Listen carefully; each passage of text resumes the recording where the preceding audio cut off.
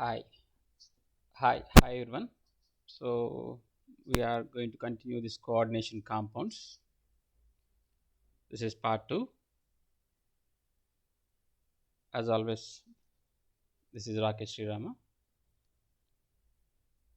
In the last class, we have seen coordination compound, what a coordination compound is, and how it is different from a double salt or a simple salt, and the kind of ions that it is furnishing in aqueous medium, and what a coordination entity is, and then we have seen what a central metal atom or central metal ion, ligands, different types of ligands we have seen, and donor atom, and coordination number and coordination sphere. And then we have seen counter ions, counter ions. So there we have stopped in the last class. So now we are going to move on to the later part of that one, which is we'll move with the coordination polyhedra. What a coordination polyhedron is. Okay, so and the charge on complexes, how to calculate the charge on the complexes, and density of complexes are the ligands, and we'll see few chelate complexes or claw like complexes or ring forming complexes and ambidentate ligands. These things we are going to look into. So these are some of the words, as we have discussed, some terms involved in studying coordination compounds or coordination chemistry. Then we will see nomenclature part of that. So that's what we are going to see in today's lecture. So what this coordination polyhedron is? Coordination polyhedron is the geometry of that complex. Coordination polyhedron speaks about the geometry of that one, how these ligands are arranged around the central metal atom, the spatial orientation of these ligands around this central metal atom. The ligands arrangement, spatial arrangement around the central metal atom is given as coordination polyhedron. And the most common polyhedrons that we come across are octahedral complexes. Geometry is octahedral. The complex is referred as octahedral complex. Square planar complexes will come across, and we come across tetrahedral complexes. Few we have quoted here. For example, PtCl4-2 is a square planar complex. Nickel tetracarbonyl is a tetrahedral complex, and hexaamine copper plus the charged complex is an octahedral complex. So the geometry of that one. If you speak of the spatial arrangement of these chloride ligands around platinum and tetracarbonyl 4-CO carbon monoxide ligands around nickel, how they are arranged, the spatial arrangement, if you speak of, that thing is called as coordination polyhedron. Similarly, in the case of 6 amine ligands around copper plus 3, sorry, it's copper plus 2, not plus 3, sorry, it's copper plus 2. So around that copper, that arrangement of that amine ligands around copper plus 2 is given as its polyhedron. Okay, so look at this polyhedra. Poly means what? Many. Hedra means faces. So that speaks of geometry. Nickel tetracarbonyl is in what geometry? The compound's polyhedra is tetrahedral. The nickel, central nickel metal atom, is surrounded by 4 carbonyls along 4 corners of a tetrahedron. Okay, so that's how you look at this. This is how nickel is surrounded by 4 carbon monoxide ligands, where the carbon is the donor atom, and the 4 carbonyls are coming along the 4 corners of a tetrahedron. So the geometry of that one is given as a polyhedra. Okay, so that's what is coordination polyhedra is. This nickel tetracarbonyl in what geometry? The polyhedra is tetrahedral nature. And then comes up, okay, so we'll see is also plus 2 complex. And the octahedral complex, at octahedral complex is not, this is not Cu, it's Co. Okay, octahedral complex, the previous also we have seen Cu, it's Co.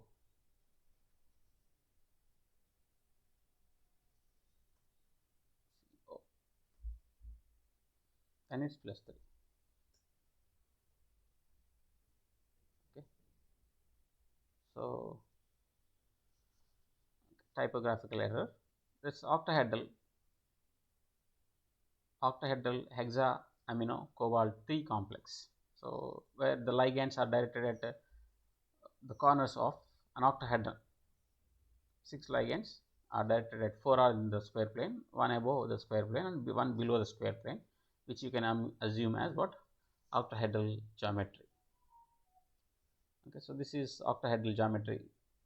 And the polyhedra is a coordination polyhedra is what? Octahedral. And then comes up with PTCl4 minus 2. This is in what geometry? Square planar geometry.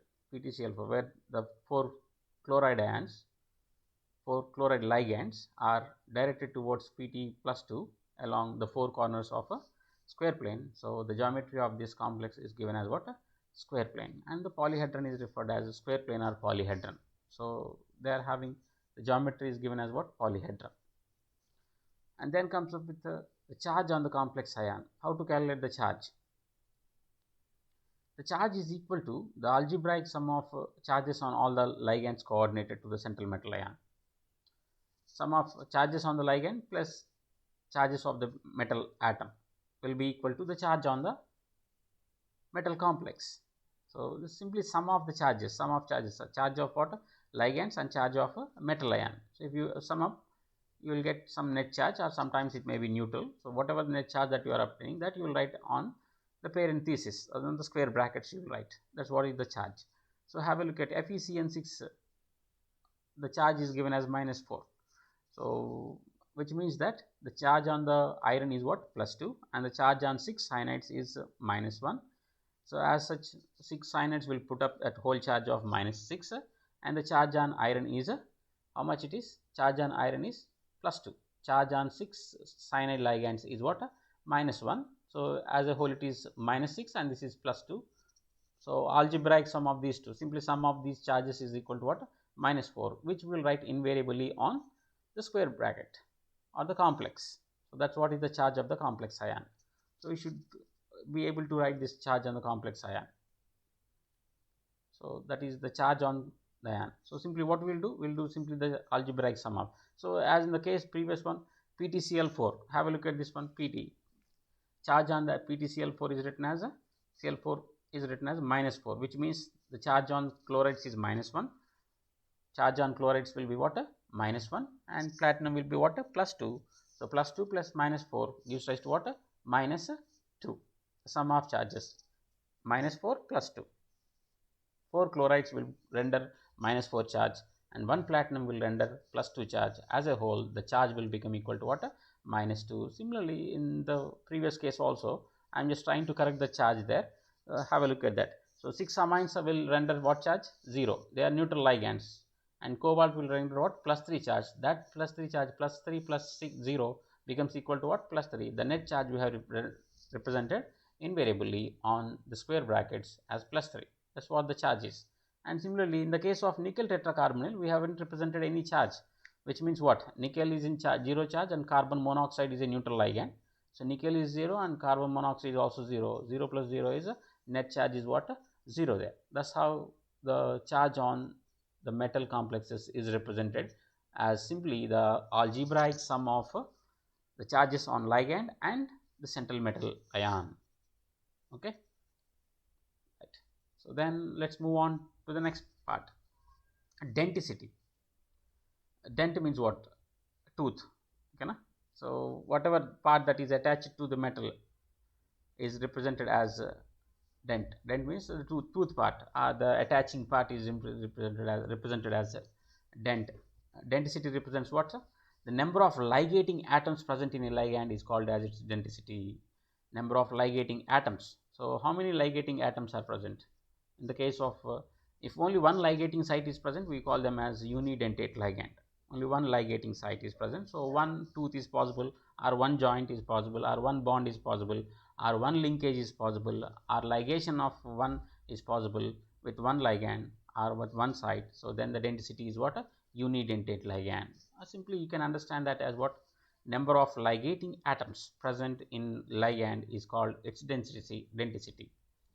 Unidentate ligands, have a look at unidentate ligands.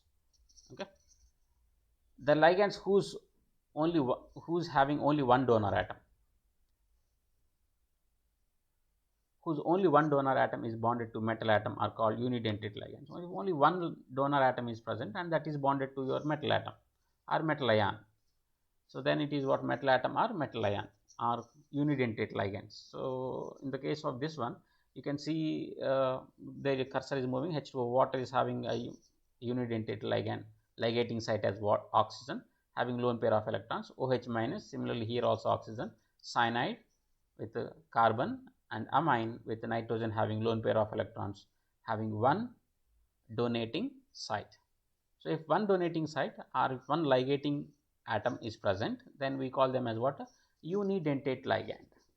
So simply from this you can even derive the word bidentate ligand or didentate ligands, which means that if you are having two donor sites, if you are having what? Two donor sites, the didentate ligands. The ligands which contain two donor atoms are ions through which they are bonded to the metal atom or metal ion. So to the metal ion, if ligating sites from one ligand, you are having what? Two donor atoms with lone pair of electrons. So then what you can say? It's a bidentate ligand. So simply have a look at, if two nitrogens are present in one ligand, like ethylene diamine. So ethylene diamine is having what? Two ligating sites. This ammonia with amine, this amine with lone pair of electrons on nitrogen, and this amine with lone pair of electrons on nitrogen can donate its lone pair of electrons in coordinate covalent bond with the metal ion, and similarly oxalate with this oxygen and that oxygen, terminal oxygen, COO, COO minus, CO minus and CO minus. Oxalic acid is COOH taken twice, from that you remove hydrogen, simply it results in what? Oxalate, COO taken twice minus 2. So they where the oxygens having lone pair of electrons, terminal oxygens having lone pair of electrons, these terminal oxygens will donate its lone pair of electrons to what? Central metal atom. As such, you can classify that two donor sites are there. If two donor sites are, two ligating sites are there in one ligand, in one single ligand you are having what? Two donor atoms are there. So then you can say what?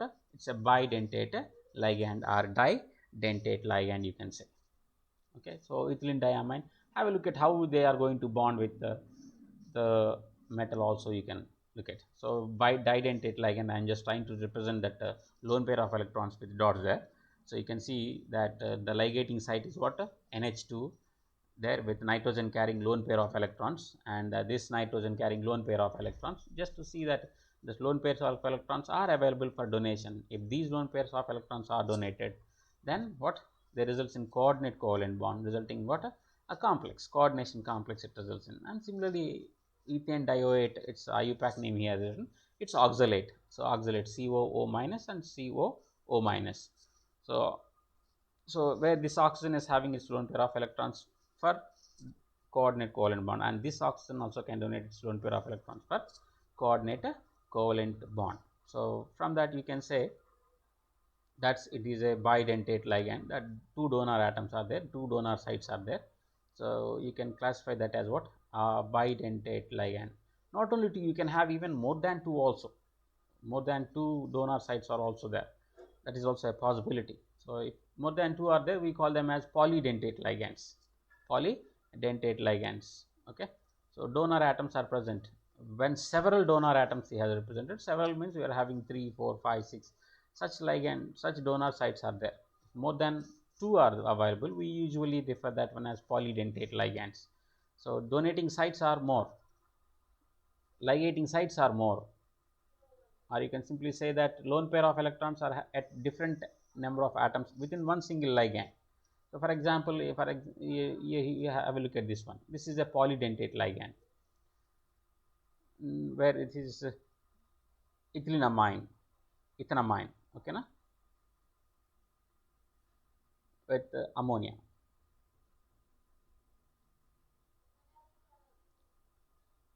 This is having 3 nitrogen atoms with four ligating sites are there. So as such, it is a polydentate ligand.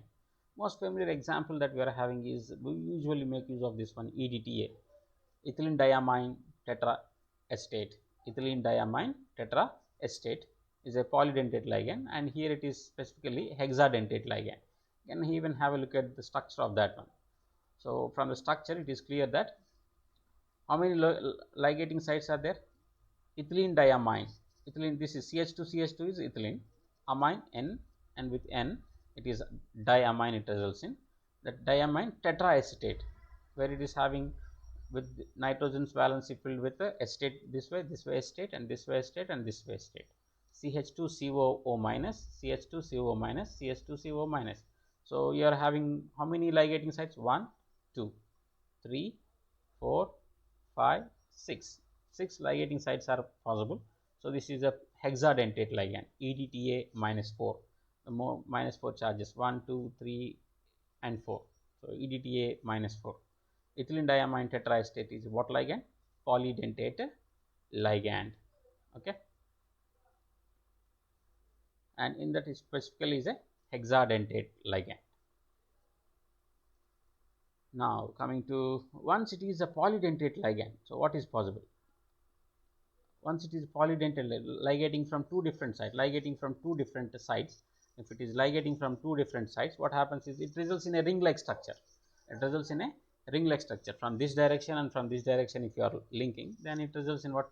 To the same central metal you are linking from this direction and from this direction. Then it results in what? A ring-like structure, a claw, it is referred as chelate. Chel means what?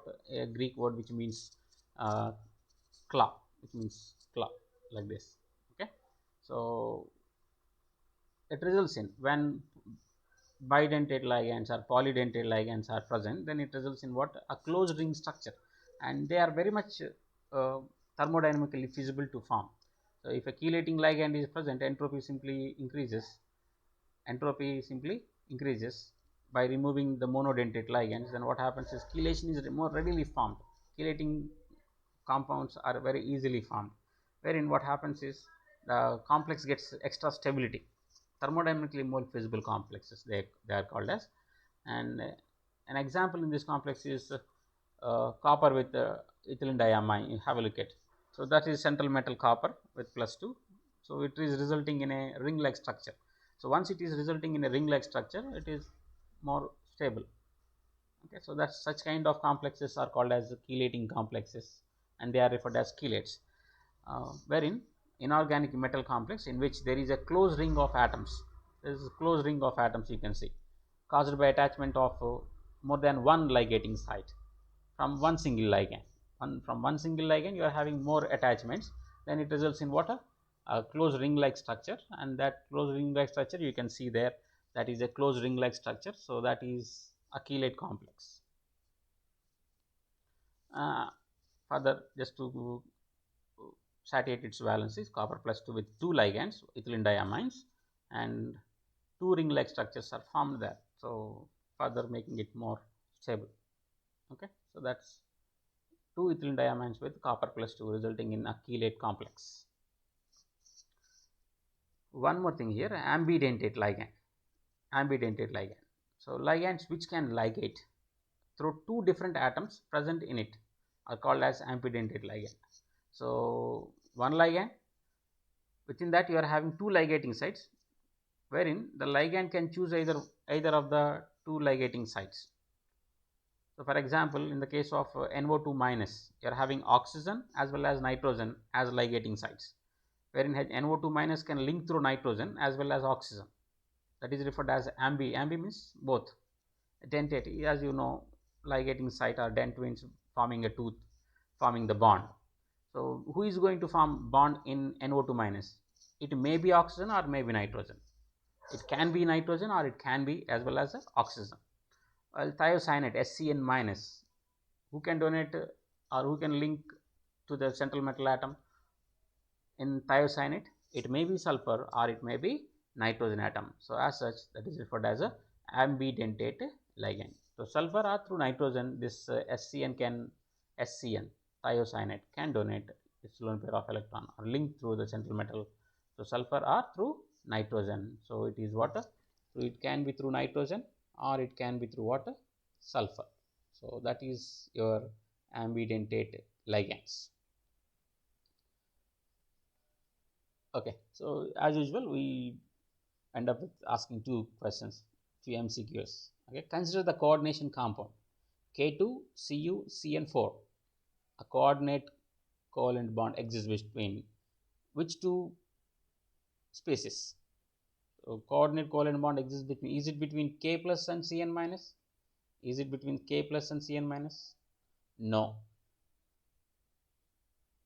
Is it between Cu and Cn minus? Yes, it is between Cu and Cn. What exists? Coordinate covalent bond exists, and not between K plus and CuCN, not between carbon and nitrogen in Cn, not between K plus and Cu plus 2. So it is which one? It is B. That is a what? B is the right option. Between Cu plus 2 and Cn, what exists? Coordinate covalent bond exists. Okay. Then consider the coordination compound Na2PtCN4.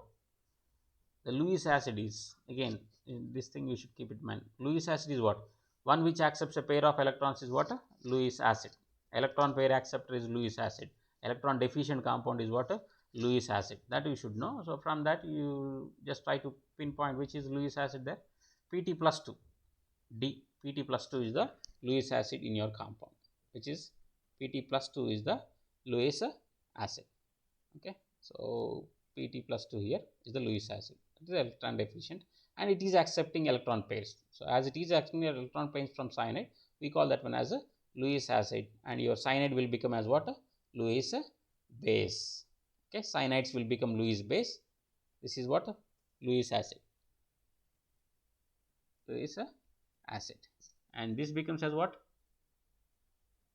Lewis base. Okay, cyanide is Lewis base and Pt plus 2 is a Lewis acid. So option is your D. Okay, so thank you for listening.